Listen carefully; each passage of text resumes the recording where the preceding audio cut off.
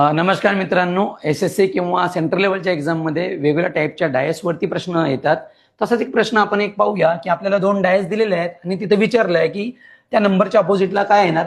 जेव्हा दोन डायस दिलेले असतात आणि एक व्यक्ती जेव्हा कॉमन असतो, या दोन डायसमध्ये एक व्यक्ती कॉमन आहे, एक व्यक्ती म्हणा, एलिमेंट म्हणा, नंबर म्हणा, तो एलिमेंट कोण आहे? 2 कॉमन दिसत आहे. तर आपण दोन्ही डायसला क्लॉकवाईज किंवा अँटी क्लॉकवाईजने फिरूया.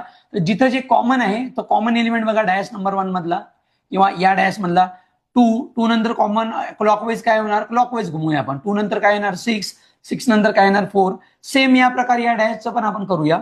कॉमन कोण आहे? 2. कॉमनच्या खाली कॉमन लिहिला, क्लॉकवाईज आपण घुमूया याला. 2 नंतर काय येणार? 5 नंतर काय येणार? 3.